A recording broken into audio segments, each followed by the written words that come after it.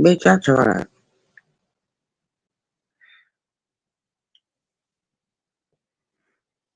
Mm-hmm. Baby.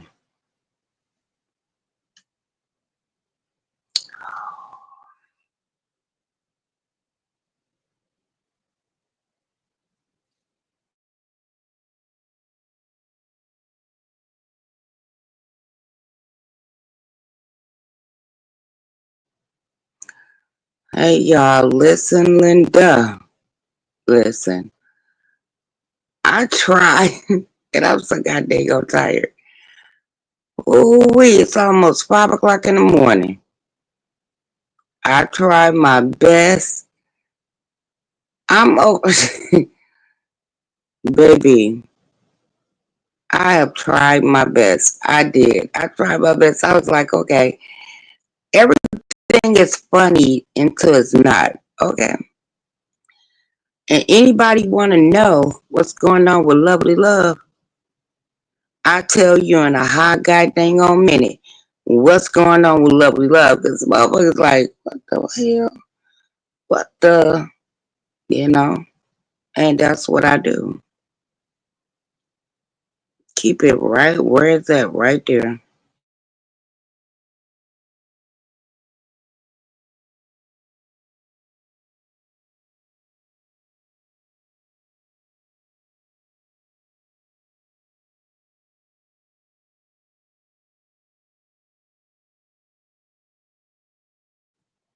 I am trying my best to be right. I mean, um, whatever I'm going through, y'all, I'm going through it. And I'm going to be okay. But I love to entertain YouTube and be laughing. I mean, that's just it. And people want you to be like, oh, you serious? And hell no, I'm not serious. I'm not. I'm not. I talk crazy to people and they talk crazy back and I crack up at them and move it around. That's what Lovely Love do. Huh? But I know this channel is a little bit different. A little bit different. But I'm still the same girl. I'm still the same woman. Like, look, I'm a cook, I'm a talk crap, and that's all I'm gonna do. And keep it moving. Okay.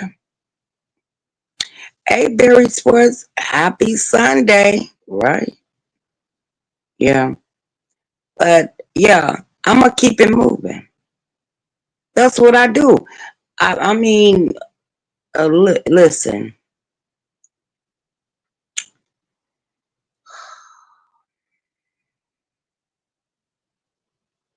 I don't even know why.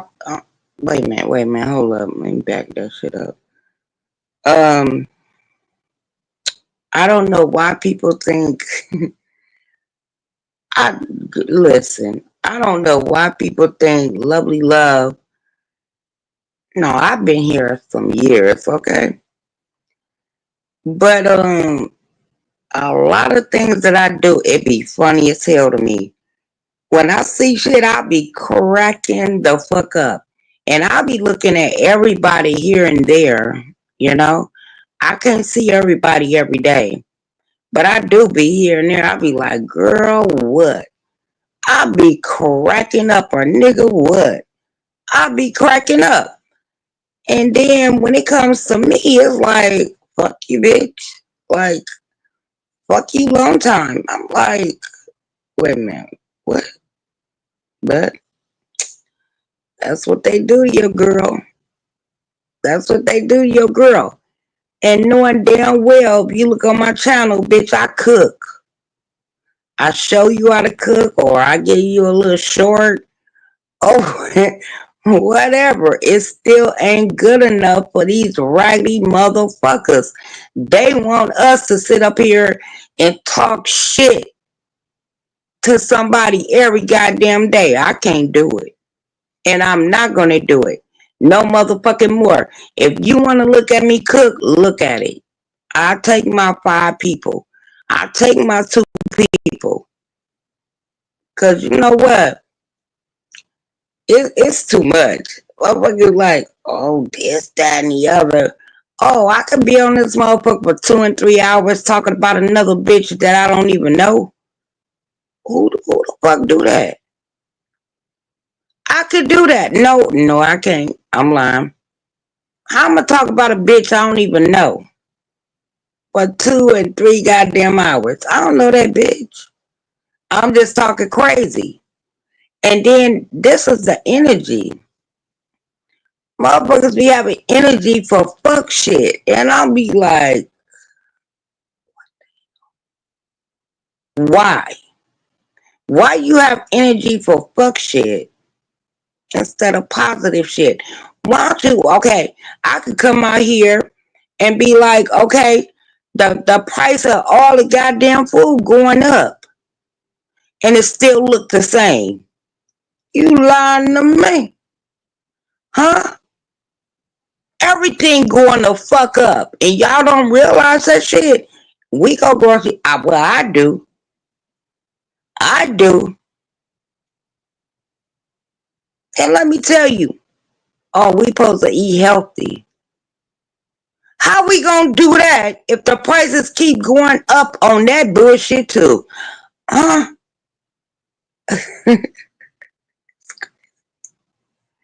It's crazy.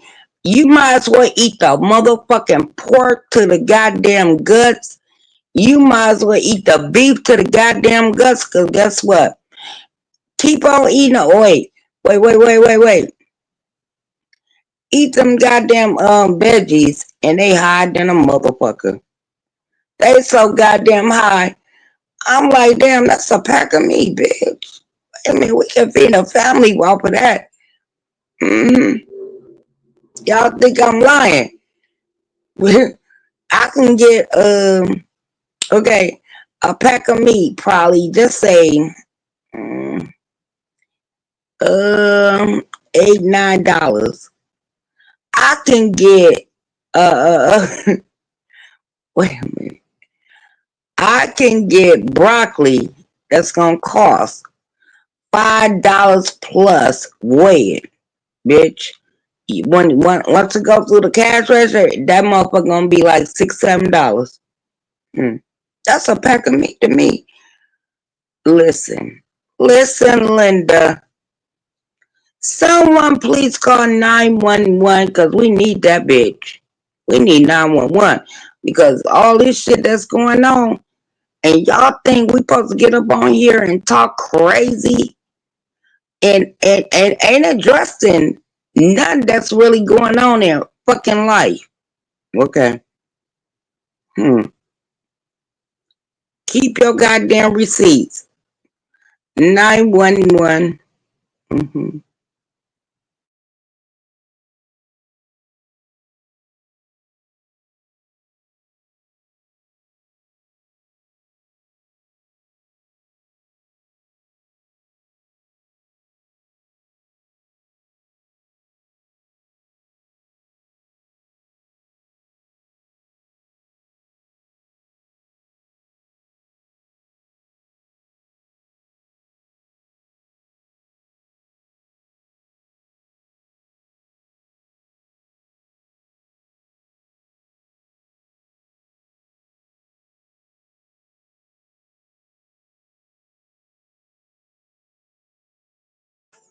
Or we just gonna listen to this shit. Fuck it. It is what it is.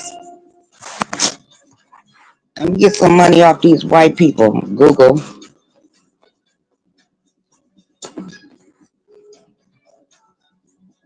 Murderous shit.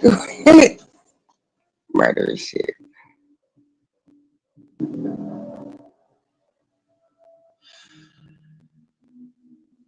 October 2011. Halloween was less than a week away, but the good folks of Potsdam, young and old, were learning that a monster had arrived through. A child killer was in their midst. Can you tell me if it was an adult that hurt him or children? You don't know? We don't know. It's still under investigation. News this bad traveled fast in the town where so many people knew the EMTs, the nurses and docs at the hospital, the cops. Mark Murray, a lieutenant at the time, is a lifelong Potsdam resident. At the hospital, someone said he looked like he had been beat up, or he had injuries on his body. The boy had a rug burn on his knee. What's that tell you? The injuries on the knees indicated, along with other injuries, that there was a significant struggle. There was a violent struggle. This boy fought for his life. What do you think it is? Like a chokehold or fingers around the neck or what? It's a combination of being sat upon and smothered and asphyxiated. So it was a long process. It wasn't an instant death. A chilling headline summed it up. Boy's death is ruled a homicide. Police tell family 12-year-old Garrett Phillips was strangled. No suspects listed. From every indication, this was a very tense scene. This is a crime that does not happen in a place like this. Is there a breaking maniac out there? Yeah, An intruder who kills children? absolutely. Is there someone who is going to kill again, God forbid? But wait a minute. When is a killer? Took flight. Is it true about some violence? Oh, it don't happen here. Molesting children? That one I have. What? But in the fog, a story that You became lying to me. controversial. An unsubstantiated report that Garrett had It been could do it killed by anywhere. one of the kids. Okay. Attorney for the Potsdam Police, Tom Ortati. Who was he with recently? Did he have any issues with other kids? You know, who was he playing with that afternoon? Calls continued coming into the police hotline. Townspeople begging for reassurance from a school principal. We're meeting with our staff right now. The news said that our students that died last night ended up another youth. Back at the crime scene, police were beginning to pick up clues that Doing suggested the most. the possibility that the killer had to be an adult. The police kind of descend in mass. And one of the things they see is that in a back bedroom, there's a window that apparently has been pushed outward. The screen is ajar. So whoever is in there has to leave, and there's only one way out, and that's a second-story window. There's no fire escape. You're kind of up off the ground. The developing theory was that when a cop knocked at the door, that window became the killer's only exit. Police surmised that only a fit adult, not a kid, could make such a dangerous leap. It's kind of a shed structure beneath the window. Yeah, about 10 feet down. Not an easy jump. A cracked tile was a big clue that the killer ricocheted off the shed on his way down to the ground, where police picked up another clue. They find a skid, a kind of a gash in the grass below. And keep in mind, it was a little bit muddy down there. So this is describing whoever the intruder was' exit from the property. Yeah, but basically what they're arguing is that he jumped out of the window, down to the shed, off the shed, into the grass, and ran off. Police wondered if the killer had injured himself on the way down, possibly limping away from Let the me crime see if scene. I'm gonna get strike No for one this. reported seeing someone flee. So police combed the area, looking for fingerprints, shoe prints, DNA. Evidence was collected and sent to the crime lab. Meanwhile, investigators began talking to those who knew Garrett best. Who were the people connected to his life? So Tandy's partners and husbands. Absolutely. The list included ex-husband Casey Collins, former boyfriend John Jones, and her most recent ex-lover, Nick Hillary. Collins and Jones had been with Tandy at the hospital, and they even sat next to her during her interview at the Potsdam PD the next morning. John Jones is to Tandy's left, holding her hand. Casey Collins was quickly eliminated as a suspect because he had a solid alibi that placed him nowhere near Garrett's apartment at 5 p.m. on October 24th. But John Jones, the local sheriff's deputy, got a deeper look. So it's early hours, but something might be going on with John Jones. You just don't know what it is, huh? Potentially, yes. He told police he got home about 5, and he lives just 2 blocks from Garrett's apartment. Police say this is Jones on a very grainy security video across the street from where Garrett passed on his skate ride home. In a police interview room, Jones was asked to roll up his shirt and pants to check for possible wounds and a leg injury. Meanwhile, Tandy was talking to police, and she had some thoughts, strong thoughts. Coming up. They had asked if there was anybody that I could think of that would want to hurt Garrett, and there was only one person that came to mind. When Dateline continues.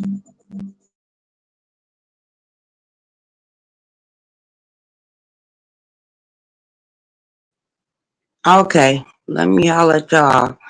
Hey, holy fuck. Oh, I like that. Holy fuck. Y'all know how to put a good smile on your girl face. Baby skin. Okay. All right.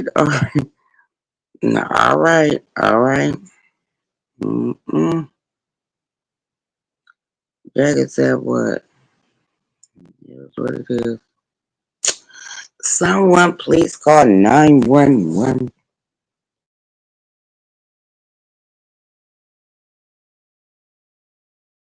In his glory days. She came to believe it reflected a more controlling nature, and that's what she was telling the cops. He was very regimented. Everything, his day started and ended with his planner. Like 9:30 tomorrow morning, I'm gonna be doing this and such, and 11 o'clock, I'm gonna be Yes. doing this. Very structured. Did he bring that into your life, into the family? He tried. He tried. Wasn't well received. Especially not by Garrett, a spontaneous ants-in-the-pants kid. But according to Tandy, Nick was increasingly acting the drill instructor with both the boy and his mother. If I didn't get Garrett under control or get him on a more strict schedule, then when he got older, I wasn't going to be able to control him. He was just all about control. Was that too much? Was he asking you too much? Very much so. That's not how I am. That's not how my kids were. And he wanted them to change. Tandy said Nick's inflexibility brought it all crashing down. She said Garrett had told her about one incident with one of Nick's children. There was kind of an argument between Garrett and his daughter that turned into an argument between the two of us. He took his daughter's side, and obviously I took Garrett's side. I chose my son. As tensions escalated, and with Nick out of town, Tandy had a heart-to-heart with Garrett. He didn't hold back. He didn't like being in the same house with Nick and his kids, and he wasn't happy. That was it. Tandy told Nick she was moving out. Then, according to Tandy, it was Nick's turn to be unhappy. There was an argument. He told me that I was letting Garrett make my decisions for me. Then he was standing in front of the door, blocking me, and he picked me up and carried me away from the door and wouldn't let me leave. Was that a scary moment? It was. Was that a side of Nick you hadn't seen to that point? Yes. And he ended up putting me down, and he put his hands up and stepped back, and I left. Tandy says soon after that incident occurred, she and her two boys moved into that second-floor apartment at 100 Market Street, and Nick helped them move. We'd ended up having a couple different conversations, trying to make it work, but living in separate households. And I had talked to Garrett, and he said he was okay with it. He just didn't want to live in the same house with him. But according to Tandy, Nick wasn't okay with the new living arrangements. He showed up at my apartment in the middle of the night.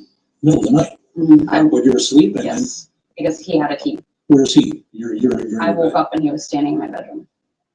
That was it. The final straw in what Tandy saw as Nick's scary transformation. I was angry. So I told him that made me want my key back. I didn't want him to have a key anymore. When you give a girlfriend the key back, that's really the end of it. That's right. Over and out. It was September. Garrett had 1 month to live. The unwelcome drop-in, as well as Tandy's other stories about Nick, made police suspicious. But what to make of her account? She tells a story about looking up from her bed in the middle of the night, midnight or later, and there's Nick. That's what she says. That is not a substantiated account. That is her saying that this happened. Investigators started knocking on doors all over Potsdam to get the lowdown on Nick. Tandy's side didn't pull any punches. Attorney for the Potsdam PD, Tom Mortani. Family, friends, relatives, they all immediately thought, well, there's only one person that we can think of that might do something to Garrett, and that was Nick Hillary. He has reason to have a grudge against Garrett for breaking up this relationship. Essentially, yeah. Still wants to be with the mom. Yep. Tandy's parents gave statements to police. Her mother wrote, "He kept telling me it was Tandy's fault they broke up and that Garrett was a factor." Nick had gone to her parents to basically lobby them to help me get back in Tandy's good graces. I'm good for Garrett. I'm good for her. Help them see the light. As investigators continued targeting Nick, they say they still had the other ex-boyfriend, fellow cop John Jones, on their radar. He provided a DNA swab, fingerprints, let us photograph his shirt up and his pants up, and pretty much whatever you need me to do, I'll do it. Besides his eagerness to cooperate, police say his timeline with corroborating security video checked out. He's seen walking his dog around 5:13, about the time the officer arrived at Garrett's apartment. I'm sorry, but nobody goes over to somebody's house to strangle somebody with their dog and then jumps out the window with their dog. So police dropped Jones as a suspect. And even though Tandy had had a bad breakup with Jones, she told police Garrett and Jones were very close. What about John Jones? Absolutely not. Wasn't possible. For Tandy, it always was Nick, and only Nick, in the frame for the crime. Police would continue investigating, but by day 2, pressure seemed to be mounting for a quick resolution. Even the next morning, the chief of police there in Potsdam indicated to another investigator that they had a pretty hot suspect and that they were lining up whatever evidence they could to try to make an arrest. That conversation was recorded by the Potsdam PD, a routine procedure for calls in and out of the department. We got a 12-year-old that lost his life. We got to find everybody up. And there's a strong suspect at this point. We're just trying to get all the ammunition against them at this point. We can. So 24 hours after the murder, Lieutenant Mark Murray, working his first homicide as lead investigator, went to observe Nick on the sideline at Clarkson's soccer game against SUNY Potsdam. Remember, police believe the killer may have sustained a leg injury jumping from that second-floor window. Would Nick be limping? Coming up. Were you aware that the cops were running a camera on you as you coached the team? I had no idea. Coach Hillary secretly tanked and strongly questioned. A man was treated like an animal, and that's not allowed in the United States.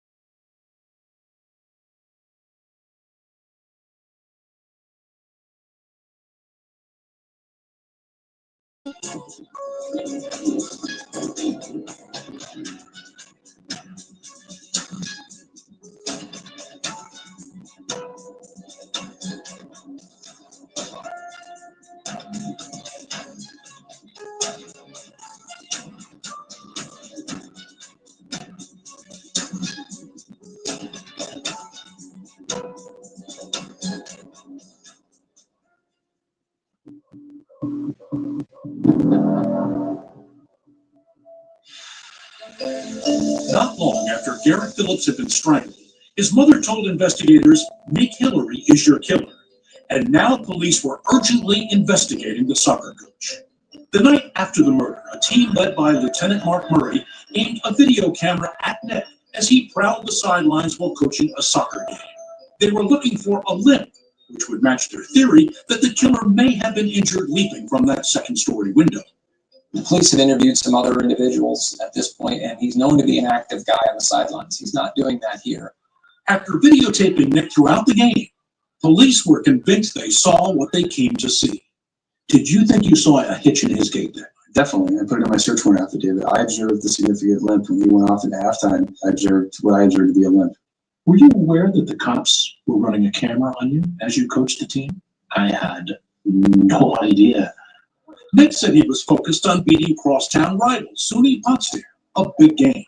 You're going to be seeing these guys around town. This is a game that we must win.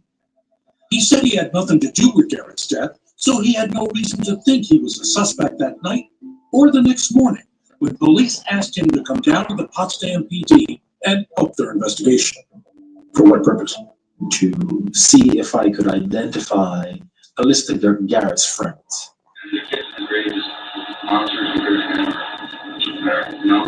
But then the conversation veered away from the list and kids. You're here to help me with something I have I'm clueless about. So I'm clueless about it as well. Nick seemed surprised by the cop's line of questioning. The questions I need answered now is not the questions that help me. What we'd like to do is eliminate you as being part of this whole thing. So am I suspected this thing? No, what we'd like to do, we know everybody's a suspect. That's this whole town's a suspect. Nick now realized he was being accused. He shut down. What time was practice on Monday? Do you remember? I have no clue. What time was the one practice was? Jesse McKinley covered the story for the New York Times. I think at that point, his argument would be, I was scared. This was a scary situation. I seemed to be being singled out for a crime I didn't commit. But Lieutenant Murray had a different take. He believed Nick was not cooperating, and for no good reason. They said no comment. I remember thinking to myself, you know, everyone else here is giving us the information, whether it's relevant or not. If the roles were reversed, I would be doing anything in my power to help figure out what happened to Garrett. Nick was then read his Miranda rights. The two officers got up and barred the door and told me that I'm not allowed to leave. But you hadn't been arrested. I was never arrested. I've been held against my will. Police were zeroing in on Nick, and they were asking tough questions to his assistant coach, Ian Fairley, at the same time. Fairley told them he had seen Nick shortly after 5 p.m. the afternoon of the murder, and he was acting normal. And this was supposedly 10 minutes after he'd strangled someone to death. You're not trying to cover for it, right? I mean, I know you guys are buddies, but I'm trying to be as honest as I can. I'm going to be honest with you, it kind of looks like you did. I don't know if you believe me or not, like if you believe he's capable of something like that. I don't think you're capable of something like that. Actually, I absolutely don't believe something like that. Meanwhile, Nick had asked for a lawyer. He was detained, but still hadn't been arrested. Police took his phone, wallet, and car while they were waiting for a judge to sign a search warrant. For a proud Army vet and prominent member of the college community, Nick said his treatment was humiliating. They took my clothes. Took pictures of you naked? As the day I was born. Looking for what? Scratches? Cut marks? Only they would know. So how long did this day last? Seems like an eternity. Then, after about 9 hours... And that's fucked up. You know why? I'm gonna tell you why. Hold up. Till about after 5.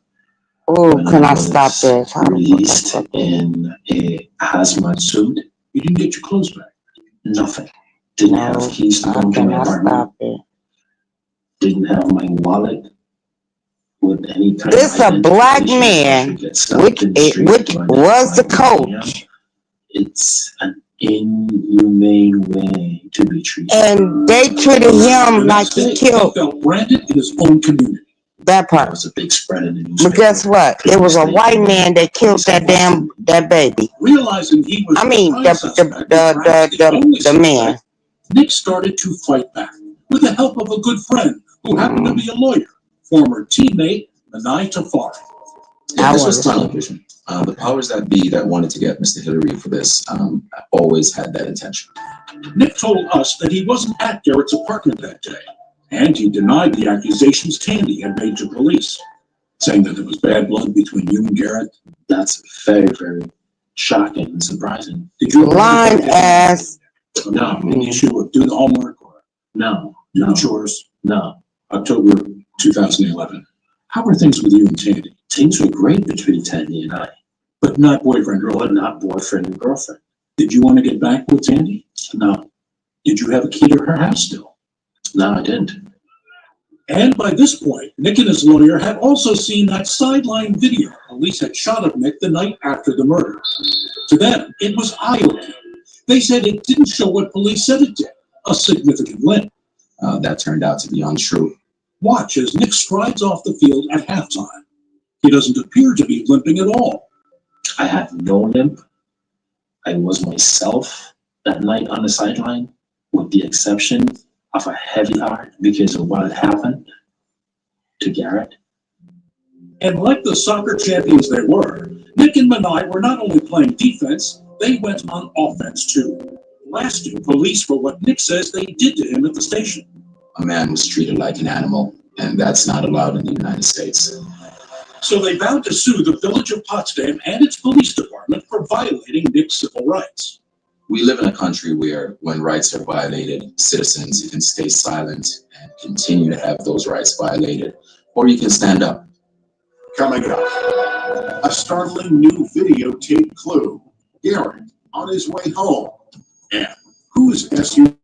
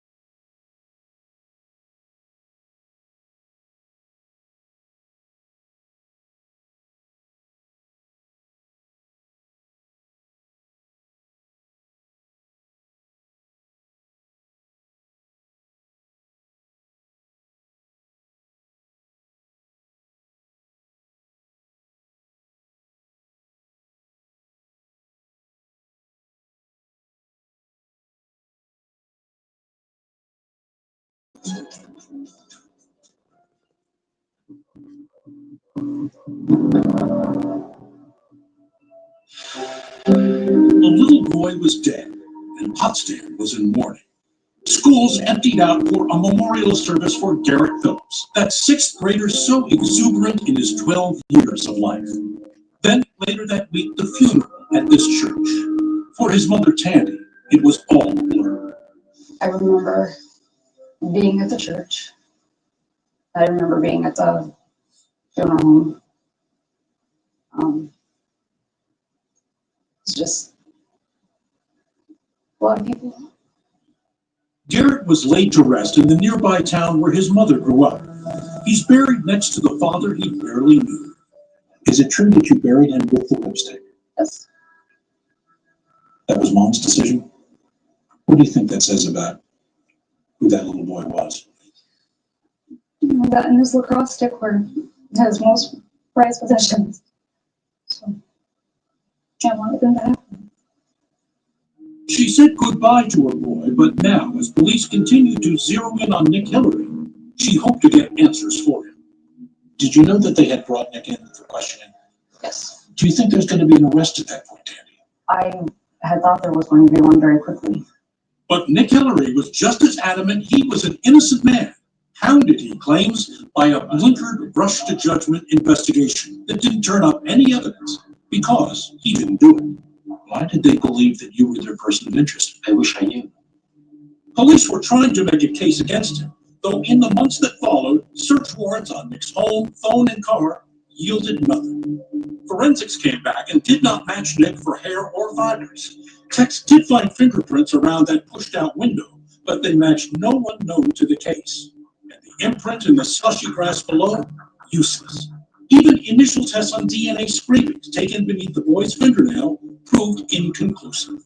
And what's more, two people were vouching for Nick's whereabouts around the time of the murder. I was with my daughter and my assistant coach during this time period. So they are what they call in criminal investigations your alibi witnesses. Exactly. Nick's teenage daughter would say in a deposition that her dad was with her at their apartment here on Leroy Street from 5 to 5:15 p.m. Assistant Coach Fairley said Nick came to his house here on Garden Street around 5:21. Their accounts would seem to make it impossible for Nick to have been here on Market Street about 5 p.m. when Garrett was being attacked. There were no arrests, there was no grand jury, there's no indictments, there's nothing. They really were kind of at their wits' end in a sense. Police did pull up security video around Potsdam, and they noticed a car that looked like Nick's Honda CR-V creeping through the high school parking lot around the time Garrett was to skate by. But the camera shots were too far away to ID plates or the driver. Despite the continuing lack of hard physical evidence against him, in the court of public opinion, Nick was a marked man. Being out and about in the community, fingers are being pointed, conversations are being whispered. People will drive past our house and call me a murderer. My house has been egged. That's something he maintains to this day, that he has been made a pariah in that community, which he felt a part of. This black male being singled out in this mostly white part of the world. Absolutely. Why And I would think he you kill should that boy understand though? Nick's Why? case fits into that narrative of a black man falsely accused. But unlike the stolen Black man criminal falsely investigation, accused. Nick's lawyer, Manai Tafari, was moving You hear ahead me? with the civil lawsuit against Lieutenant Murray and the Potsdam police. A suit filed for detaining Nick all day without arresting him and allegedly degrading him by taking photographs of him naked. Mr. Hillary could have held his head down and ran away. He believes in civil rights. He believes in his rights as a man, and he's going to stand up for those rights. I did not violate his rights in any way, shape, or form. I executed a lawful search warrant of his person while he was at our station. Lieutenant Murray and the Potsdam Police Department denied the allegations in the civil suit, and Potsdam's insurance company hired Tom Mortati to defend the police. Believing that the best defense is a good offense, Mortati decided to turn the tables on Nick, his lawyer. So what's your strategy? To prove that Nick killed Garrett Phillips. And therefore, your clients, the cops, were justified in doing everything they did that he thought was a deprivation of his rights. Bottom line, yes. A preliminary step in these cases before the lawsuit is actually filed is a proceeding called a 50H hearing, in which the defense attorney, in this case Tom, gets to question the plaintiff, Nick Hillary. Does he have to answer? No. He can assert his Fifth Amendment privilege. April 2012. Tom purposely picked a nondescript conference room in Potsdam's municipal building for Nick's deposition. He chose not to videotape. I wanted to keep it low key because in the event he's talking, I want him to keep talking. How did it go? Well, Mr. Hillary was talking. Tom's main goal was to get Nick to admit that he was in the car seen on that security camera video. Up until then, police had suspicions, but no proof. Unlike the movies, you can't zoom in on the license plate or let's zoom in on the guy's eyeglasses and oh, that's so-and-so behind the wheel. It doesn't work that way. So the number one question at that time was, is that Nick Hillary in his car in that parking lot? So Tom asked a series of questions. To his surprise, Nick readily answered them. Mr. Hillary, at any point on October 24th of 2011, were you at Potsdam High School? Yes. How did you get there? I drove. Did you drive the Honda? Yes. And why was Nick at the high school on that rainy day? He said it was to watch a soccer game. But notice the yellow school bus. It's blocking his view. His vision of the soccer field's obscured by a giant yellow school bus, the concession stand, and the stands next to the field. You can't see the soccer field. Coming up, It was the thing I had prayed for. make way for a new DA. She was gonna do everything she could to bring justice for Garrett. Exactly. What would that be? I was alarmed a little bit. When Deadline continues.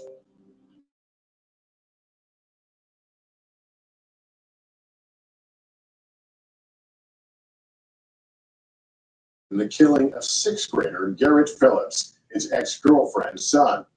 The motive, investigators say, revenge. There's no physical evidence that links Nick to the crime. But now there is something new. Nick's own words. Here again, Dennis Murphy. Attorney Tom Mortati was defending the Potsdam Police Department in a civil lawsuit brought by Nick Hillary. At a preliminary hearing, Nick had just confirmed that it was him in this car seen on security camera video at the high school. Nick said he was there to watch a game, but in the footage, a school bus seems to block his view. The Honda slowly moved, settling into this parking spot, red taillights on. But from there, Nick still can't see the game, nor does he try to get a closer look. He never gets out of his car. He never shuts the vehicle off. So why was he really there? The answer, according to Tom, was about to skate into view. At 4:52 p.m., here comes Garrett at the bottom of the screen, cruising down the sidewalk on his ripstick, blissfully unaware that in just a few minutes, he'll be viciously attacked and left for dead. After about 16 seconds on camera, he skates out of frame, turning left on his way home. Nick's brake lights come on within a second of Garrett going out of view, and he backs his vehicle out. But Nick did not admit to following Garrett. He didn't admit to even seeing Garrett. Instead, he told Tom, I went home. I went straight home. I didn't stop anywhere else. Which Nick acknowledged should be with a right turn out of the parking lot. But when his Honda reached the T intersection, crossroads for this case, Nick didn't go right. Instead, he turned left, going in the same direction as Garrett. 6 months after Garrett's death, this civil lawyer had breathed new life into a dormant murder investigation, extracting what seemed like powerful new evidence from the prime suspect. He didn't take the fifth, and the police are ecstatic with what we got. But the person he needed to convince was Nicole Duvet, the then district attorney for St. Lawrence County. So Tom sent her the transcript of Nick's deposition, wherein Nick admits to being in his car in the high school parking lot, which police said seemed to be tailing Garrett shortly before he was killed. But the DA said it still wasn't enough. She believed that there was simply not enough evidence to convict Nick Hillary, let alone arrest him. Not a winnable case. Not a winnable case. The DA met with Tandy and told her the same thing. She used a scale as an example, and it was one little pebble at a time, and that they just didn't have enough yet. Couldn't get enough pebbles to tilt it this way. Right. The case went into a deep freeze, and it seemed like it might stay there. In that town, this sort of crime is so out of the ordinary, so unheard of, that the fact that they were not able to find someone quickly and make a case quickly and convict them quickly and put this behind them has been enormously frustrating. Tandy, frustration. What is your word about how you feel? I don't know if I can say it on camera. Just the level of frustration is, there's no words really. Out of frustration and sorrow, Garrett's family, led by his Uncle Brian, put up Justice for Garrett signs all over the county. The message from a smiling Garrett was both subtle and direct. Do the right thing. Brian was very close with his brother Robbie, Garrett's dad. So he lost Robbie. And then losing Garrett the way that we did, Brian's never stopped. He wouldn't let this become a cold case. Never. And then in 2013, Mary Ring, a former cop and public defender, decided to run for district attorney. Politics has raised its head here. Absolutely. And her prime campaign theme, if you will, is there's a murderer running around and nobody's done anything about it. The only thing I would promise is that would be my top agenda as soon as I got into office. So I spoke with Tandy the next day and we talked for about 2 hours. You didn't promise the results, you promised her your professional interest. Exactly. I promised her I would put a lot of work and energy into it. Tandy took to the stump to campaign for Mary. She was interested in your case? Yes. Passionate about it? Very. She was going to do everything she could to bring justice for Garrett. 10 days before Election Day, Mary knew she still had ground to make up if she had any hope of becoming the new DA. And you needed something. You know, help from up above that never hurts. She calls it her campaign miracle. I was in church one morning and I sat there and I said, you know, God, I need some help. And help